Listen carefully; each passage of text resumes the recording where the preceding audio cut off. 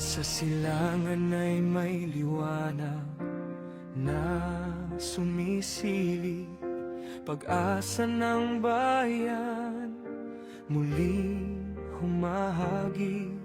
Sa bawat kawani na handang magsilbi, dala ay puso, dangalang sinasabi. Hindi lang trabaho, kundi sampanata para sa Diyos, sa bayan at sa masa.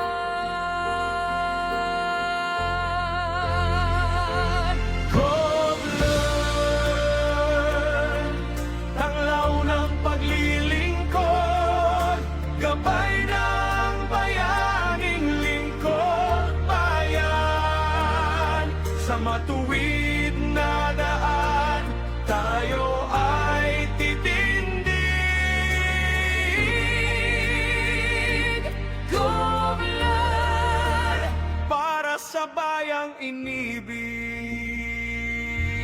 May mga pagsubok, tukso sa landas, ngunit integridad ang ating lakas. kaalaman ay palawakin, isip ay hasain, ang tama at totoo ang ating pairalin. Walang maiiwan, sabay sa pag-angat, tapat na serbisyo, sapat at nararapat.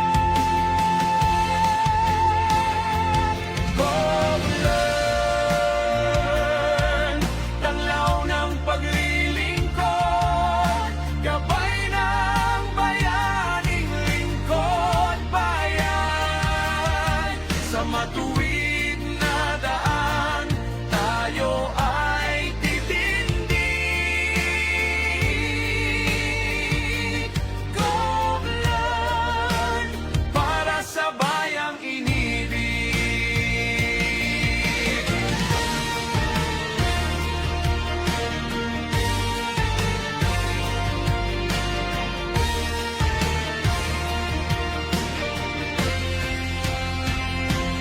Ang lingkod bayan ay hindi lang pangalan. Ito ay dugo, pawis at karangalan. Bawat pirma, bawat pasya, bawat galaw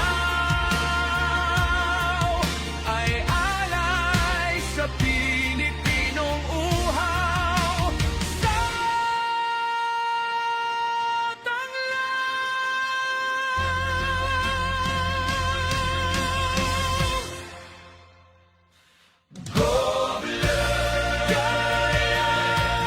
tanglaw ng paglilingkod, gabay ng bayaning lingkod bayan. Sa matuwid na daan, tayo ay titindig. Govlearn, para sa bayang inibig. Govlearn, para sa bayang inibig. Govlearn.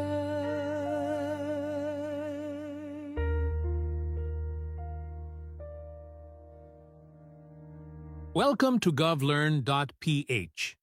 This is a learning space for people who serve, people who plan to serve, and people who want to understand how public service really works. Dito, pinag-uusapan namin ang rules, systems, skills, and decisions. Hindi lang concepts. Totoong trabaho, totoong lessons, totoong pananagutan. govlearn.ph exists to support ethical and competent public service. Naniniwala kami na learning protects people, learning strengthens institutions, learning improves service. Salamat sa pagiging bahagi ng sesyon na ito. Makinig tayo. Matuto tayo, maglingkod tayo ng mas maayo. Paalala sa mga manonood.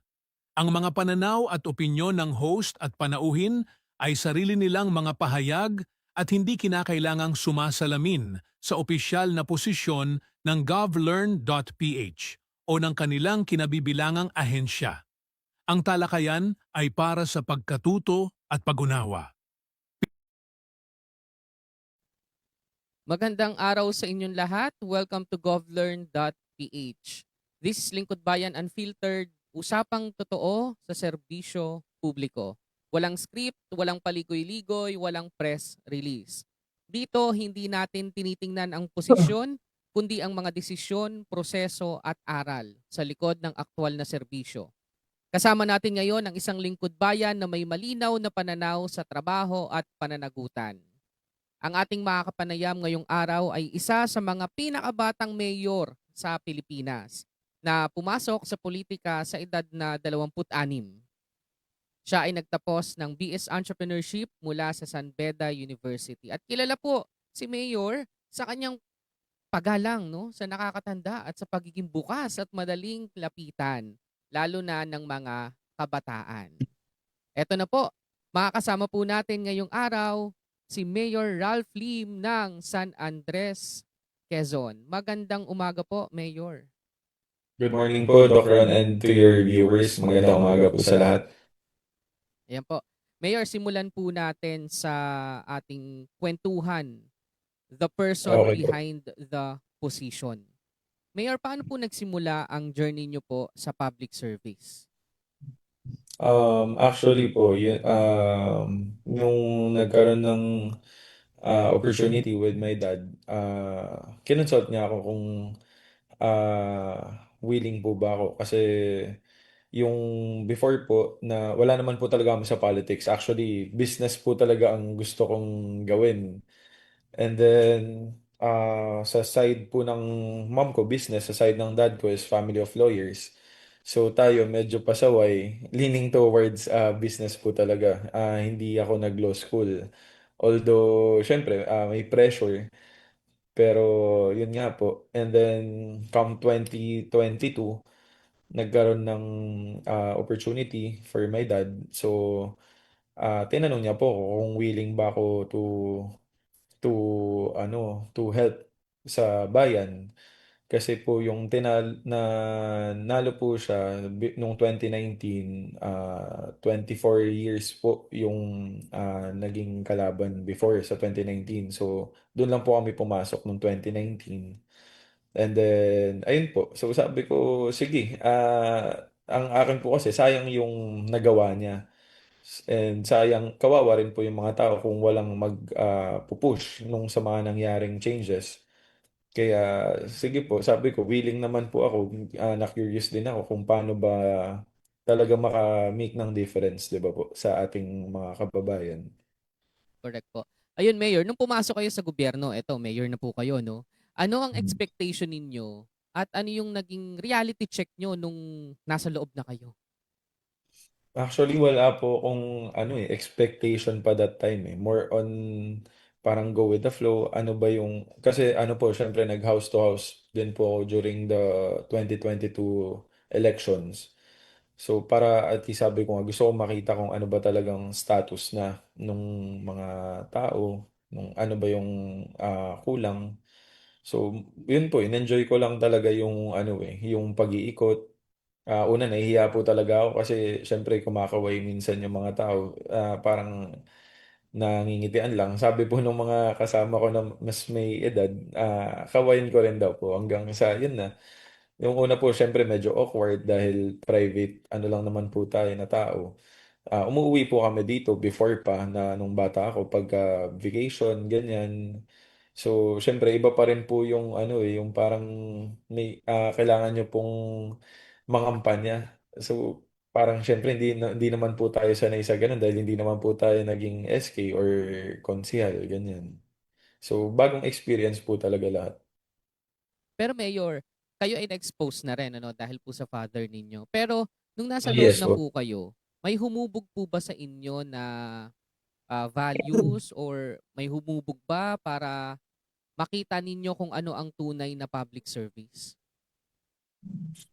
Yes, actually po yung yun nga yun na pag siyempre, with the guidance of my father and my grandfather, lagi namin napag-uusapan na parang masarap po na na makikita mo actual kung ano yung mga piniliano mo.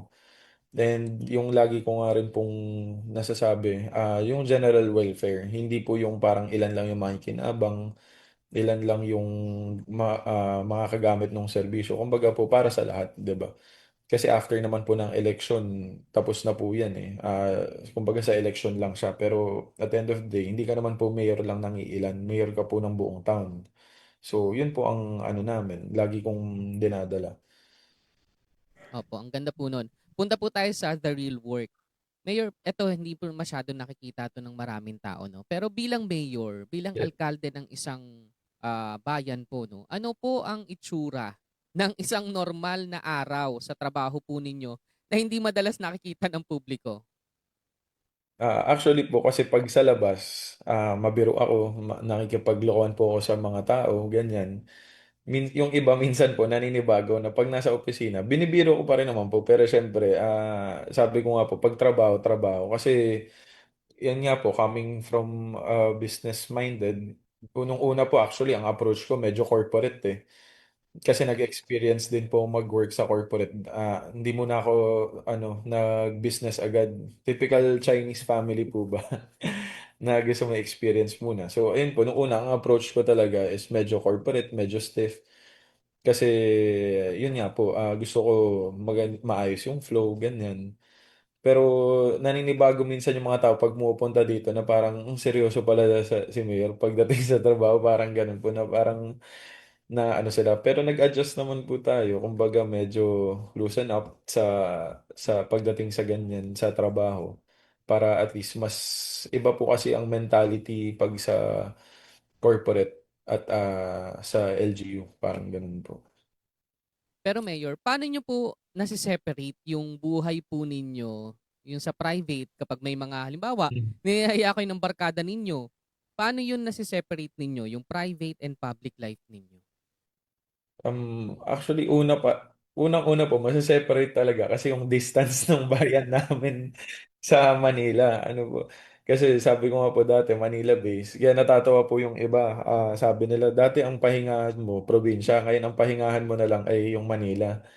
Pero yun nga po, actually, di ko naman po masabing sineseparate. Kasi, kunyari, yung mga dito pong mga kababayan, ganyan, kakwentuhan, nasa-share ko rin naman po sa kanila kung ano yung mga hobbies or ano yung ginagawa sa Manila. Ganyan. Kumbaga, kumbaga, wala pong tinatago ba? Parang nakikita naman po nila sa Facebook ko. Kumbaga pagka kung ano yung ginagawa ko. Kumbaga natutuwa rin po sila minsan eh. Kung ano yung meron sa Manila, ganyan. Yun po. Na kumbaga wala naman pong talagang separation. Kasi transparent lang po ba na nakikita nila. Friend nila ako sa Facebook, edi nakikita rin po nila. Ayun po. Madaling sisihin ang gobyerno kapag may delay. Pero Mm. madalas, hindi po ito naiintindihan lalo yung sistema. Ano po kaya, Yes. kasi sabi niyo may experience din po kayo sa corpo no, before. Ano po kaya ang isang government process na madalas mali ang pagkakaintindi ng public? Ayun po, unang-una sa when it comes to funding. Kasi katulad niyan, based sa experience ko dito, syempre po nung bago, nung private, coming from a private life na citizen tayo, hindi naman po public servant, ay yung, di ba nagrereklamo tayo lagi po na parang, oh bakit ito hindi napapagawa ng mayor to or ng congressman, ganyan. Bakit hindi nila kayang gawin to agad? Unang-una po, syempre, minsan yung sa funding ng jurisdiction, meron po dito gustong-gusto kong pondohan as much as possible pero alam naman po rin natin na hindi pwede kasi national road siya or provincial road. Ah, Pagka FMR po, walang problema. Sabi ko po, mapopondohan natin. Pero kung ganyan, syempre hindi po pwede. So, yung isa pa po, yung when it comes to yung procurement, di ba po? Yan po, pinapaliwanag ko rin lagi sa mga kababayan na And syempre para malaman din po in general, kasi ako ganun din po ang mindset ko before na parang, ang daming, may pondo naman ng mga bawat LGU, bakit hindi magawa agad?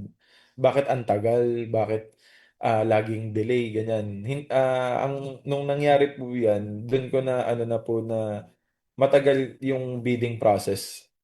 'Di ba po? May proseso po yung pag-bidding eh. Upon posting sa PhilJeps, 20 days bago pwedeng mag-bid. So, yun pa lang po, ang tagal na agad nung delay nun. Tapos may pre-bid. Tapos after pre-bid, tsaka mag-bid, 'di ba po? Yung, kumbaga may proseso po talaga. Hindi siya basta-basta na isang iglap kayang-kaya natin agad gawin.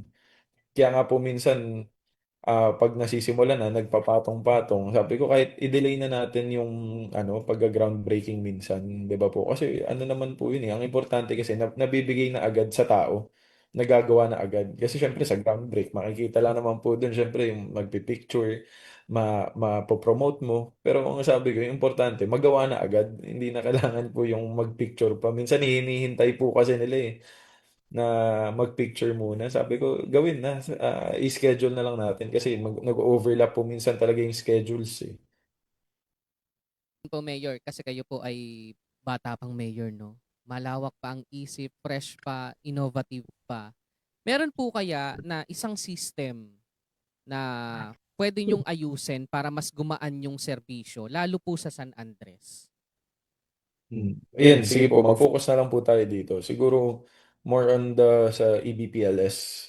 Ah, Una po, ongoing na kami doon. Kaso nga po, syempre, waiting pa sa DICT na ma-return sa amin yung sa EBPLS. Kasi syempre po, libre yung from DICT eh.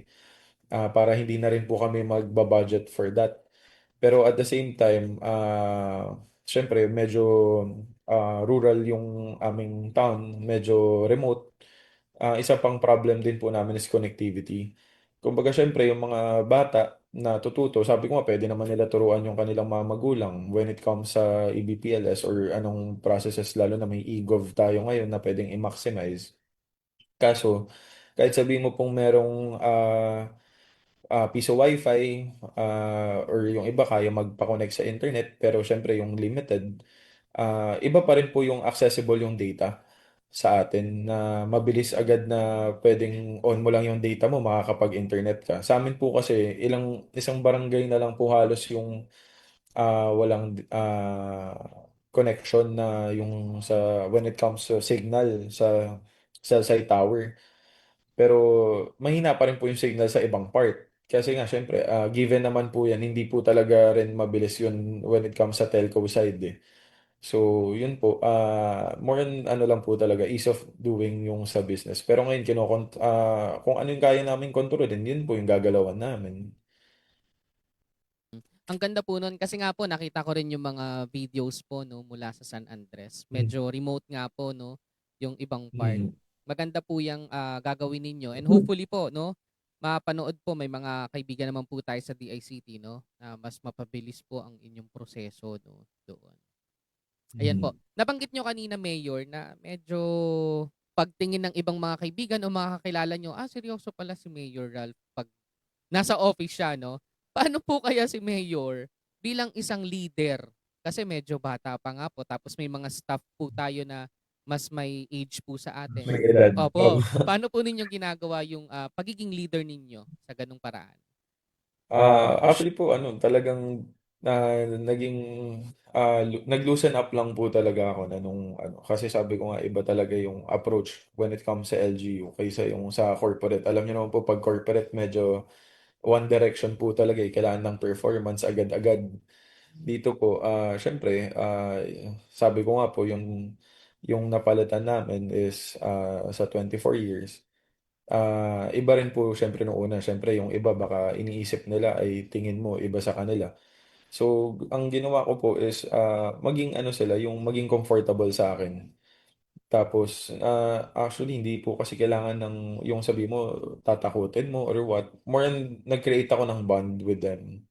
And gusto ko po kasi, yun nga, pag nagtatrabaho, comfortable lang lahat. Kumbaga, mas meron po kasing ah, mas iba po kasi yung respeto kaysa yung fear, eh, 'di ba? Mas healthy ang ano po eh, healthy ang workplace pagka yung masaya lang lahat at the same time nagpe-perform, 'di ba? Yun naman po lagi ko silang kino-commend when it comes to their performance pagka nakikita naman yung progress. Kasi yun nga po, before, siguro sabihin na natin, syempre may mga lapses, may ano, may mga pagkukulang. Pero ngayon, yun nga po, talagang dinevelop ko lang yung strong bond ng LGU na maging parang as one family, yung buong lokal na pamahalaan. Para po yun nga, kasi napansin ko rin naman talagang ano, effective po in performing sa kanila. And the same time, hindi ko po siya ginagawa na dahil trabaho. Parang, kumbaga, syempre, andito naman na po ako talaga, naka-hands-on sa kanila. Di, para kaming isang malaking pamilya na rin po talaga. Tama. That's a very grounding reminder, no? Na yung pagkakaroon ng harmonious relationship sa isang environment, no? Sobrang ganda nun. And ayan po, Mhm. medyo puputulin lang po muna natin ang kwentuhan natin kay Mayor Ralph, no? At magbabalik po tayo pagkalipas ng isang tourism video mula sa San Andres, Quezon. Magbabalik po tayo pagkalipas ng ilang paalala.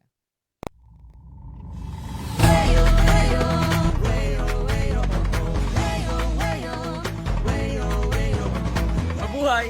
Ako nga pala si Ted, ang inyong ginoong San Andres 2022. Maayong pag-abot ng sa among bayan. Ako naman si Sean, ang inyong ginoong San Andres Turismo. Ay Ay, tara tara, nakita kayo at pasyalan ang bayan ng San Andres.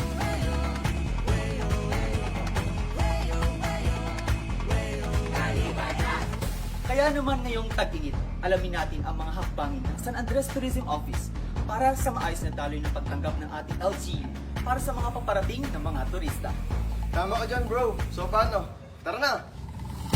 At dahil sa limitadong bilang ng mga turistang maaaring pumasok sa Albihaban Island, na isang protected area dito sa aming bayan, mas mainam na mag-register na kayo online upang makatiyak na makakasama kayo sa 1,000 visitors kada araw. Sundan lamang ang 5 hakbangin na makikita sa inyong screen. Pagkatapos na ma-screenshot ang auto-response message, ipakita ito pagdating sa San Andres Port para naman kumpirmahin ang iyong booking o registration. Aba, syempre, pwede rin palang i-scan ang QR code na sa screen. Alinman sa haba na kayo ng pagpasyal dito, alam niyo rin po ba na pwede i-download ang individual arrival form at i-print ito sa inyong bahay o opisina bago pa man kayo pumunta dito para iwas hassle.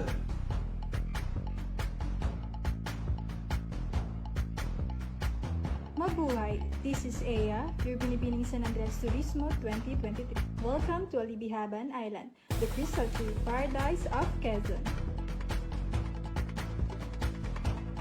Kabilang ang lugar na ito sa Strict Protected Zone or SPC kung kaya't mahigpit na ipinagbabawal ang pagkakamping rito. Dahil kabilang ang islang ito sa mga protected area na ipinasa noong 1981, sinusulong pa rin dito ang pagpapanatili ng kayusan at ganda kasabay ng pagpapalago ng turismo. So paano sa mga nais pumasyal rito, huwag natin kakalimutan ingatan ang ating kalikasan pa. Ay tara nakita kayo! Summer na! Choose happiness! Choose San Andres! Tunay na payapa, hangin ay sariwa, buhay maginhawa, San Andres ay ibibida, kiraming makikita, ikaw ay malulula, sa taglay na ganda, kisarap na gumala, tara na taliig, iswabe dito sa amin, languyin alibihaban na merong puting buhangin, Makapaya Hills, napakasarap dalawin, mapapatulala sa ganda ng mga tanawin. Ay tara na kita kayo, dahil tayo dumaan na rito, tara na pa rito, lahat lagi ang ganda, kaya puntahan mo na. Diyos happiness, Diyos San Andres, ay kaya tara kita kayo. Diyos happiness, Diyos San Andres, ay kaya tara brahe rito. Isyog, dakan at bukod, di pagdiwang, kasaganahan ng pook, di mabilang, kirami na ang pwede mong gawin dito sa San Andres, kaya ating tangkilikin, tara na't suriin aming mga tanawin, puntahan ng Navarro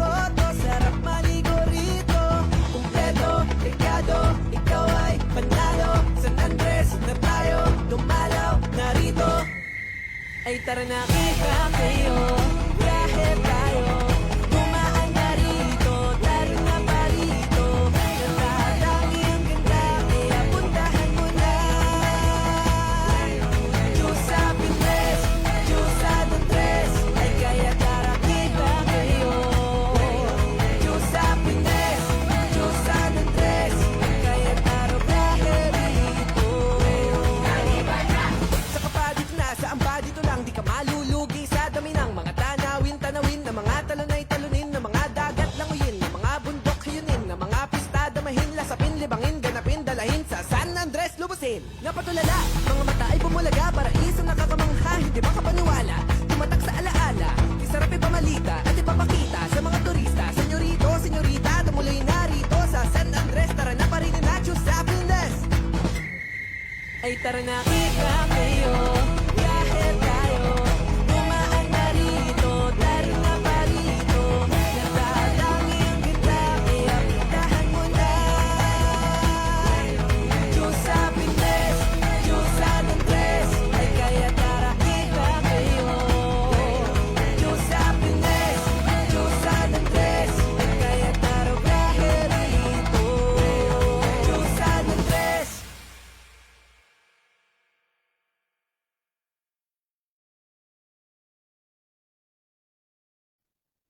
Ayan po, nagbabalik po kami ni Mayor Ralph dito po sa Lingkod Bayan Unfiltered. Para po sa mga bagong pasok, ito po ang Lingkod Bayan Unfiltered ng govlearn.ph. Kasama po natin muli si Mayor Ralph at pinag-uusapan natin ang totoong trabaho sa public service. Kanina po sa kwentuhan po namin ni Mayor Ralph, no, pinag-uusapan namin ang kultura at mga pwedeng puntahan, mga magagandang pasyalan din kahit papano sa San Andres.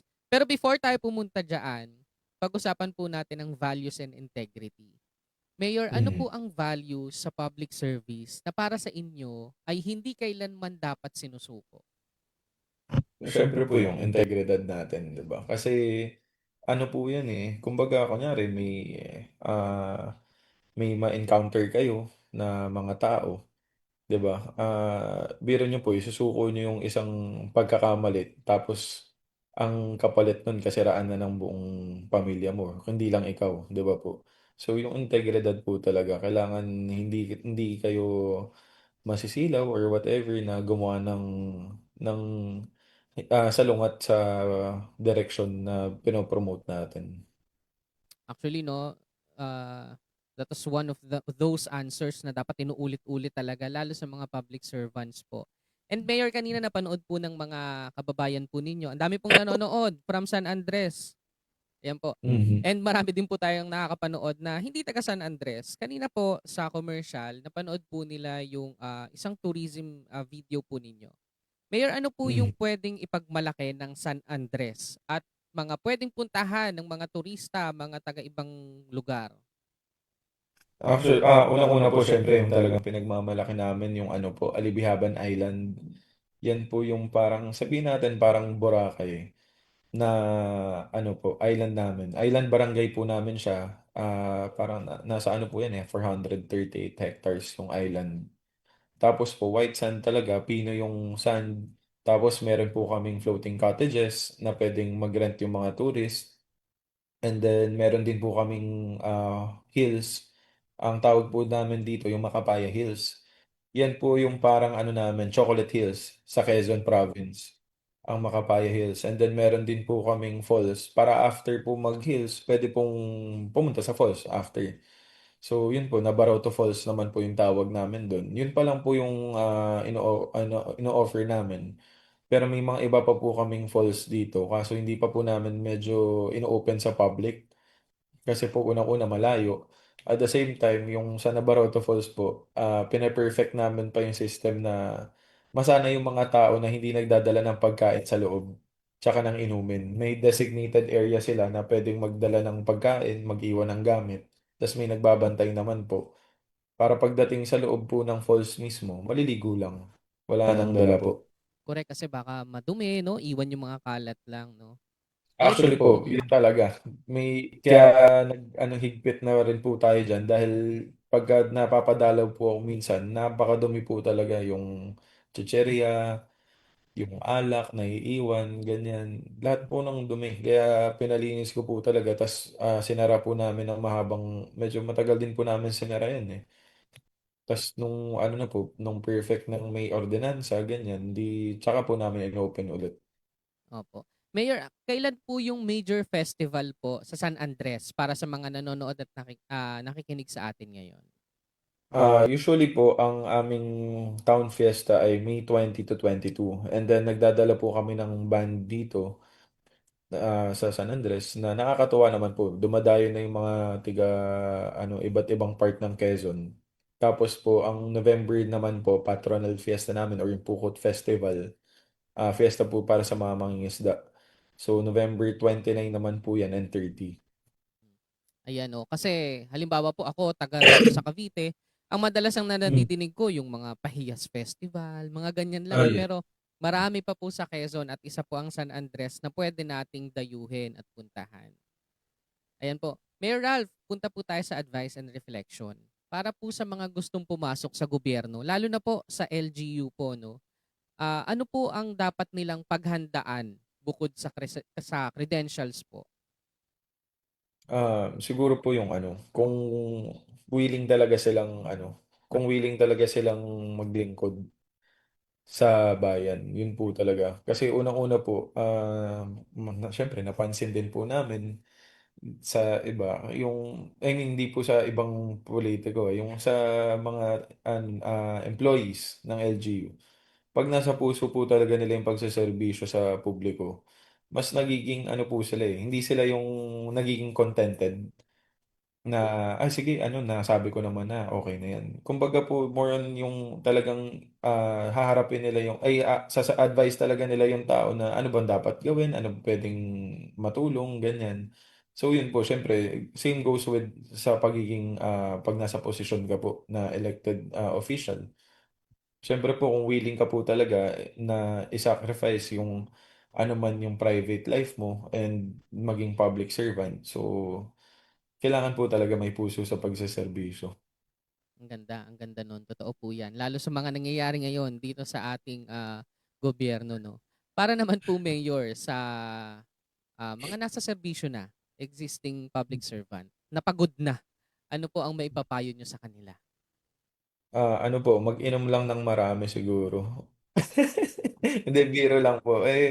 Wala po. Talagang syempre, tayo naman po ay napagkatiwalaan ng ating mga kababayan, di ba? So, talagang maghanap lang tayo siguro nung output natin. Yan, katulad po niya, katulad ng sinabi ko po, mag-inom lang din po talaga ng kasama yung syempre yung mga kababayan or empleyado ng munisipyo na pwedeng makaband, di ba? Isa po yun sa outlet na pwedeng gawin. At the same time, nakakatuwa naman po at nakakatuwa. Kaya yung mga kababayan po namin, minsan nakikita yung mga story ko po na pag nasa inuman ako, tapos binibidyoan ko po yung mga kainom ko na minsan nagsasayaw po ng kung ano-ano. Yung iba po tumatumbling pa, tawa rin po sila ng tawa. So yun po, medyo nakakawala ng pagod, syempre. Tapos after that, balik ulit ng trabaho. Ganun naman po eh. Kumbaga, cycle lang po eh. Ulit-ulit lang po talaga. Ayan, nakikita po namin sa comment section yung ganda ng paglilingkod ninyo at tapat na serbisyo ninyo kasi puro positive po ito, no? Isa sa pinakamagaling na naging mayor ng San Andres. May ninong, mayor, may idol, Yorme the best. Di ba? Grabe pa ang mga comment nila sa comment section. Ayan po. Eh, Mayor Ralph, punta po tayo dito sa last part po natin. Kung si Tito Boy Abunda, meron po siyang fast talk. Kami po dito sa Lingkod Bayan Unfiltered, meron po kaming quick fire. Okay po. Mayor, one word to describe public service. um, patience po siguro. Patience. Pinaka-challenging part ng trabaho. Ah, Actually, parang lahat po. Lahat challenging po kasi hindi lang sarili mo yung iniisip mo eh. Hindi ka po nagdedesisyon ng pang sarili. Totoo yan. Pinaka-fulfilling part ng trabaho. Ah, Pagka, one word, execution. Oo, totoo 'yan. Kasi tingnan niyo po, sabi nga dito, kahit noong college napakamakatao, idol ko po 'yan si Mayor 'no. Ibig sabihin, nadala niyo siya 'no, yung pagiging at yung attitude ninyo, yung behavior ninyo, hindi siya yung pakitang tao lang, eh. Kayo talaga 'yan, 'di ba? Marami po kasing mga public servant na kapag kaharap lang yung mga tao, dun lang nagiging mabait, dun lang nagiging mabuti, 'di ba? Parang pakitang tao. Pero Pero kayo yung nag-comment po ata, oo. Doc Ron, medyo may edad na po ata yun yung nag-comment. Oo, ayan. Opo.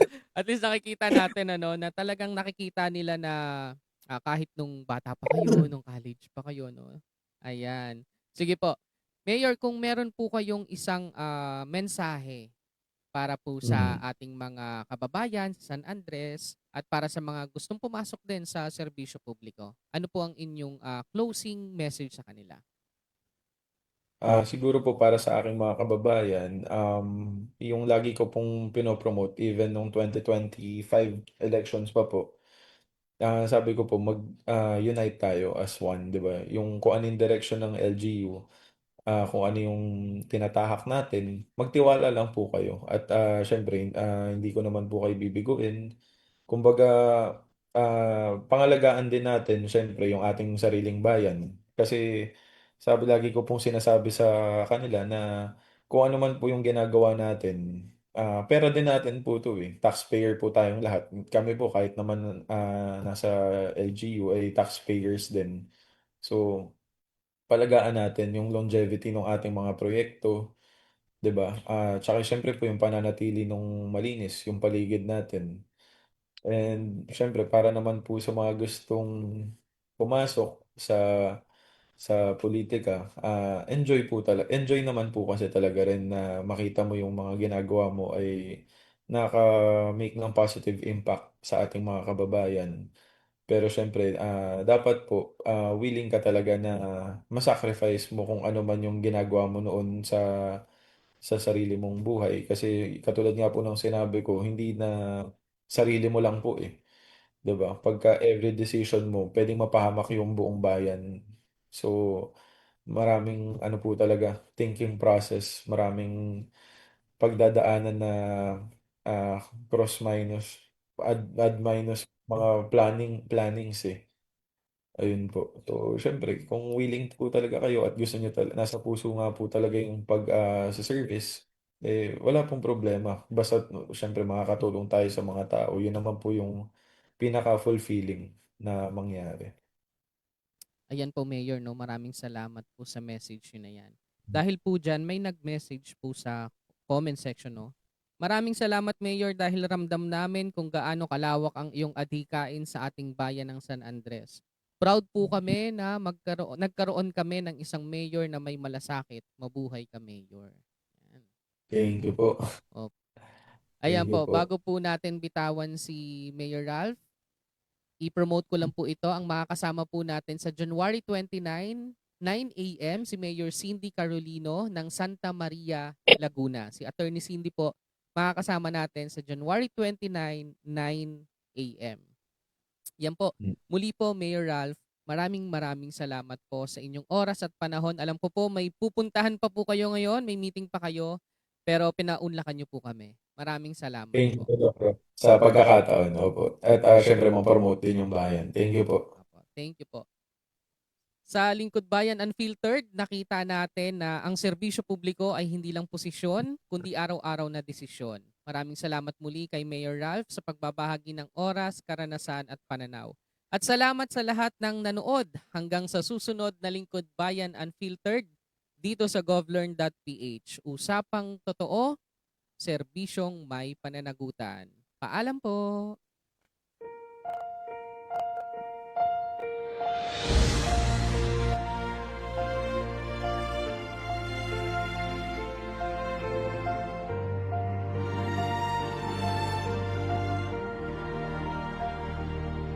Sa silangan ay may liwanag na sumisilip, pag-asa ng bayan muling humahagi, sa bawat kawani na handang magsilbi, dala ay puso,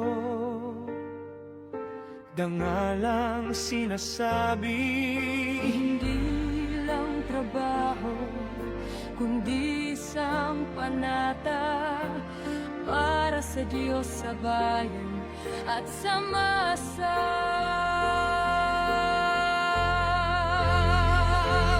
Govlearn, tanglaw ng paglilingkod, gabay ng bayaning lingkod bayan. Sa matuwid na daan, tayo ay titindig. Govlearn, para sa bayang inibig. May mga pagsubok, tukso sa landas, ngunit integridad ang ating lakas. Kaalaman ay palawakin, isip ay hasain, ang tama at totoo ang ating pairalin. Walang maiiwan, sabay sa pag-angat, tapat na serbisyo, sapat at nararapat. Govlearn, tanglaw ng paglilingkod, gabay ng bayaning lingkod bayan. Sa matuwid na daan, tayo ay titindig.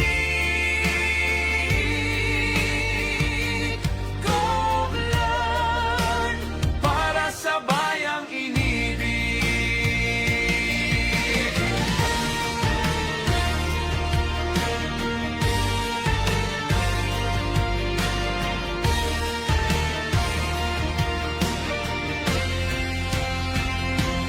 Ang lingkod bayan ay hindi lang pangalan. Ito ay dugo, pawis at karangalan. Bawat pirma, bawat pasya, bawat galaw ay alay sa Pilipinong uhaw.